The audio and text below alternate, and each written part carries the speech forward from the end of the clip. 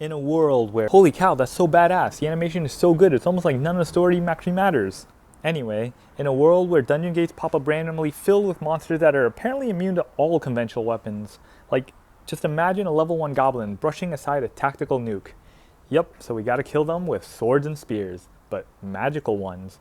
Only certain people are born with magical capabilities and no one can change their power levels. Yet. Our boy, Sun Jinwoo, is your typical self-insert protagonist who starts off weaker than anyone and no one respects him, just like you. But unlike you, he still has a beautiful girl healer who cares deeply for him and a younger sister who cares a normal amount for him. This is definitely the most unrealistic part of the show. God damn it, why am I getting jealous over a self-insert character? Ugh. Jinwoo apparently can't find a better job other than to be the worst hunter ever and almost die every day while getting no loot. He probably majored in comp sci after the pandemic or something. Jinwoo and friends get trapped and members keep getting one shot until Jinwoo realizes that all you have to do is follow the rules on the wall. Apparently that's hard to realize. I guess everyone else was brain dead. Holy cow, that's so badass! Jinwoo ends up sacrificing himself to save the others, but instead of dying, he gets reborn with video game HUD and mechanics. It's 2024, so obviously you can't have video game mechanics without loot boxes. He gains the ability to level up by doing daily tasks. Man, those pesky developers wanting higher player retention. Ugh. Jinwoo grinds levels and quickly becomes overpowered. Then he spends the rest of the show either grinding more or swooping in to save the day. Unbeatable monster, Jinwoo's got you covered. New dungeon raid with teammates who secretly want to murder you? No problem. Jinwoo swoops in to solo the dungeon boss and the murderers. New dungeon raid again, this time with a psychopathic murderer?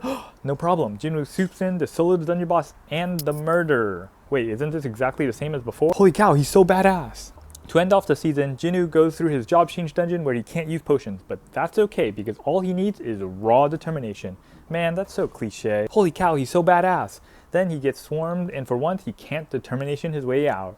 With no potions and no determination left, all that's left is plot armor. Jinwoo gets briefly teleported to a pocket dimension because he failed to do his daily tasks.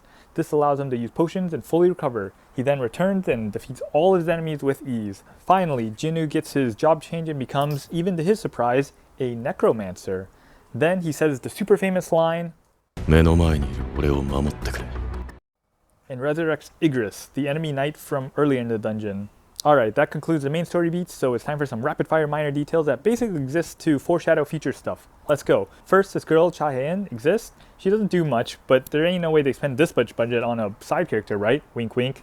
This rich boy, Yoo Jin-ho, gets saved by the protagonist in the first encounter with murderers, then teams up with him to try to create a guild. This man is the brother of one of the murderers who tried to kill Jinwoo, but Jinwoo killed the murderers, so now his brother wants revenge. At some point, Jinwoo discovers the recipe for an elixir of life that might be able to save his mom, but the ingredients are all locked behind a really tough dungeon, so this is his next goal.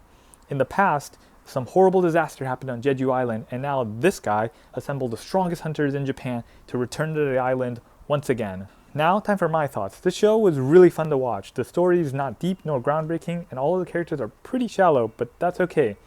Just as the manhwa was carried by its incredible art and colors, this show is carried by super well animated fight sequences and a hype soundtrack.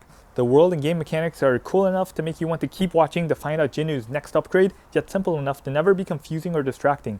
This way, you can spend all of your attention anticipating for Jinwoo to reveal his true power and Uno reverse card new unexpected enemies. This is basically all he does on repeat, but it never gets old. 8 out of 10.